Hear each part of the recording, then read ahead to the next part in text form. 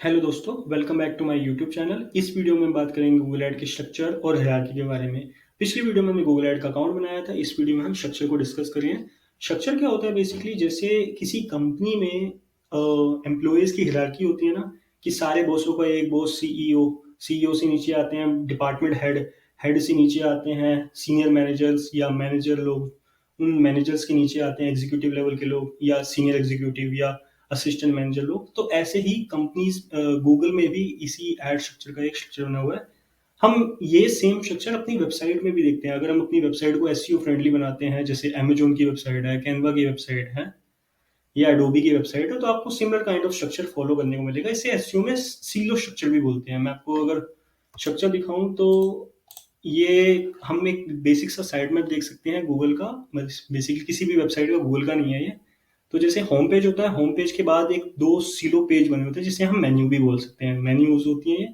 फिर उस मेन्यू के बाद एक सब कैटेगरी वाले पेजेस होते हैं। ये ई कॉमर्स में भी सेम इसी स्ट्रक्चर फॉलो होता है। और उस कैटेगरीज के बाद अपने प्रोडक्ट पेजेस या फिर आपकी पोस्ट आ गई, ब्लॉग पोस्ट वगैरह। तो ऐसे हायरार्की चलती रहती है, कितनी भी बड़ी हो सकती है, इसकी कोई लिमिटेशन नहीं है। लेकिन जो होम पेज होता है वो एक ही होता है। बेसिकली डोमेन का नाम तो एक ही होगा ना आपका। मेन्यूज जो साइलो पेज हो गए, ये कितने भी हो सकते हैं। उसके बाद कैटेगरी पेज, पोस्ट, प्रोडक्ट तो वैसे भी ई कॉमर्स में लाखों में जाते हैं। सिमिलर स्ट्रक्चर होता है वेबसाइट के गूगल एड का अकाउंट का। तो सबसे ऊपर होता है अकाउंट। उस अकाउंट के अंदर कुछ कैंपेन क्रिएट करे जाएंगे, ठीक है। उस कैंपेन के अंदर कुछ एड ग्रुप्स होंगे, कुछ कुछ एड ग्रुप्स के अंदर कुछ एड्स होंगी, उस एड के अंदर कुछ कीवर्ड होंगे, ठीक है। तो ये एक बेसिक स्ट्रक्चर गूगल एड का चलता है। ये एक होगा, ये कितने भी हो सकते हैं। फिर एक कैंपेन के अंदर कितने भी एड ग्रुप हो सकते हैं। फिर एक एड ग्रुप के अंदर कितने भी एड्स हो सकती हैं। एड्स और कीवर्ड जनरली साथ साथ आप ले सकते हैं, इसमें कोई भी डील नहीं है। ये इसके अंडर नहीं आते। बेसिकली कीवर्ड्स क्या होते हैं? जब कोई पर्टिकुलर टर्म आप गूगल पे डालते हो और हमारी एड शो होती है। अभी हम एक एक करके सारी चीजों के बारे में डिस्कस करेंगे, क्योंकि गूगल एड का स्ट्रक्चर बहुत कॉम्प्लिकेटिव है आगे जाके। तो वो उस कॉम्प्लिकेशन को दूर करने के लिए मैं आपको बेसिक यहाँ पे फाउंडेशन स्ट्रक्चर बना रहा हूँ। अगर आप ये चीज समझ जाते हैं तो पूरी एड ग्रुप में आपके लिए कुछ नहीं रखा। बाकी सिर्फ स्ट्रेटजी है, ये फंक्शनल है। तो टूल को अभी समझ रहे हैं हम। तो गूगल एड का अकाउंट एक ही होता है, जैसे मैंने बात किया। कैंपेन कितने भी क्रिएट कर सकते हैं यहाँ पे, 1 2 3 400 500 1000 10,000। आप कितने भी कैंपेन क्रिएट कर सकते हैं, उसकी कोई लिमिटेशन नहीं है। फिर एक पर्टिकुलर कैंपेन के अंदर कितने भी एड ग्रुप हो सकते हैं। यहाँ पे A1 लिखा है और 1B लिखा है, 1C 1D 1E, कितने भी क्रिएट कर सकते हैं, कोई लिमिटेशन नहीं है। फिर एक पर्टिकुलर एड ग्रुप के अंदर कुछ कीवर्ड्स होते हैं, उन कीवर्ड्स के ऊपर एड्स हमारी ट्रिगर होती है, जैसे एड 1 एड 2 एड 3 एड 4, जितनी मर्जी आप क्रिएट कर सकते हैं। तो ये एक बेसिक सा गूगल एड का स्ट्रक्चर होता है जिसमें हम डिस्कस कर सकते हैं। तो अब ये स्ट्रक्चर बना है क्यों गया है? हर हायरार्की के लेवल पे, हर स्टेज पे, हर सेक्टर पे कुछ अलग सेटिंग्स होती हैं। जैसे एड अकाउंट की सेटिंग, तो बेसिक इसका मतलब यही है कि आप गूगल एड के अंदर एंटर करके आपकी बेसिक डिटेल, इन्फॉर्मेशन, बिलिंग वगैरह, ये सब चीज़ें यहाँ पे आ जाती हैं, जो कि हम लास्ट वीडियो में सेटअप कर चुके हैं। उसके बाद आता है कैंपेन का स्ट्रक्चर। कैंपेन के स्ट्रक्चर में जो कैंपेन है, बेसिकली हम यहाँ पे अपना ऑब्जेक्टिव डिफाइन करते हैं कि हमें चाहिए क्या। हम लीड्स के लिए कर रहे हैं, या हम सर्च ऐड चलाना चाहते हैं, हम डिस्प्ले चलाना चाहते हैं, हम रीमार्केटिंग ऐड चलाना चाहते हैं। तो यहाँ पे आपका बेसिकली ऑब्जेक्टिव डिफाइन होता है। फिर आता है आपका एड ग्रुप। एड ग्रुप में आपकी बेसिकली ऑडियंस सिलेक्ट होती है, या आप कह लीजिए आपके कीवर्ड्स भी यहाँ पे डलते हैं। तो बेसिकली आपको ऑडियंस कैसी चाहिए, लोकेशन कैसी चाहिए, डेमोग्राफिक क्या हुआ, किन एज के आप टारगेट कर रहे हो। तो बेसिकली डेमोग्राफिक्स रिलेटेड या ऑडियंस रिलेटेड एड ग्रुप में आती हैं। एड्स में क्या होता है, एक्चुअली यहाँ पे आप अपनी क्रिएटिविटी दिखाते हो, जो कि सारा जो ऊपर था, ऊपर के 300 स्टेप थे, अकाउंट से लेकर कैंपेन एड ग्रुप तक, ये जो 3 थे, इसमें आपकी क्रिएटिविटी नहीं आती। ये जो होता है, इसमें आपकी क्रिएटिविटी आती है, क्योंकि एड्स के जो टाइप आप लिख रहे हैं, जो भी एड कॉपी यूजर को दिखेगी, वो कितनी इन्फ्लुएंशियल है, यूजर को समझ में आएगी नहीं आएगी, ये इस एड ग्रुप पे डिपेंड करता है।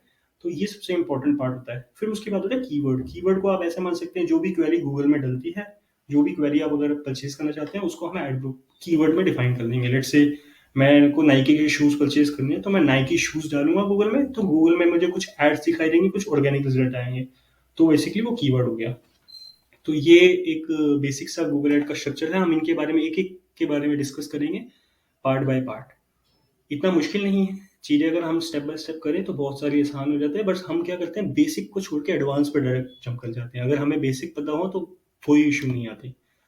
ये भी वही है, जस्ट आपको बताने के लिए किया है कि कैंपेन एक हो सकता है, उस कैंपेन के अंदर एक एड सेट होते हैं, कितने भी एड सेट हो सकते हैं, एक नहीं होते, कितने भी एड सेट हो सकते हैं, बट हाँ, एक कैंपेन होगा उसके ना कितने भी एड सेट हो सकते हैं, फिर एक एड सेट में कितनी भी एड्स हो सकती हैं, फिर एक एड के ना कितने भी कीवर्ड हो सकते हैं। बेसिकली एड्स की जो कीवर्ड हम टाइप करेंगे उसमें एड ट्रिगर होती है ना, तो वो जो एक एड है वो एक कीवर्ड पे भी ट्रिगर हो सकती है और मल्टीपल कीवर्ड में भी ट्रिगर हो सकती है।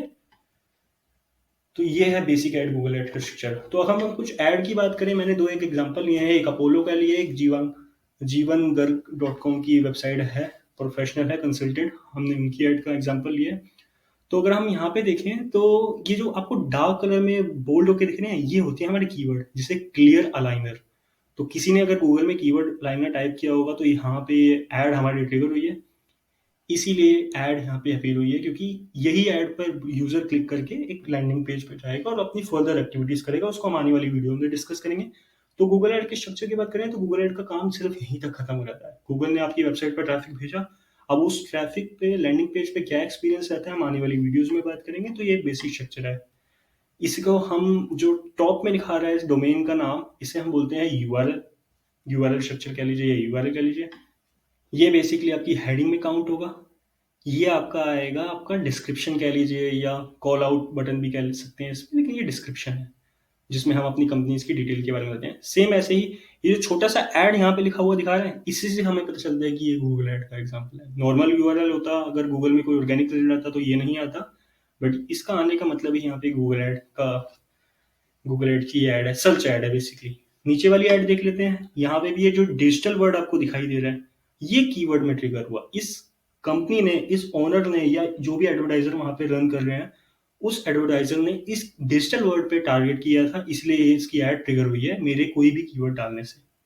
तो कीवर्ड क्या होते हैं बेसिकली, जिस पे ऐड ट्रिगर होती है। तो अगर मैं सबसे बॉटम की बात करूं वो होते हैं कीवर्ड, सबसे टॉप की बात करूं वो होता है अकाउंट। अकाउंट एक होता है जनरली, फिर उस एक अकाउंट के अंदर कितने भी कैंपेन क्रिएट किए जा सकते हैं, कितने भी कैंपेन में कितने भी एड ग्रुप हो सकते हैं, एक कैंपेन में कितने भी एड ग्रुप हो सकते हैं, फिर एक एड ग्रुप में कितनी भी एड्स हो सकती हैं, फिर एक एड्स के अंदर कितने भी कीवर्ड हो सकते हैं।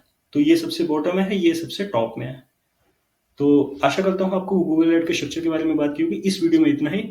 प्लीज चैनल को सब्सक्राइब कर लीजिएगा, लाइक कमेंट एंड शेयर कर लीजिएगा अपने दोस्तों के साथ। थैंक यू सो मच, फिर मिलते हैं नई वीडियो के साथ।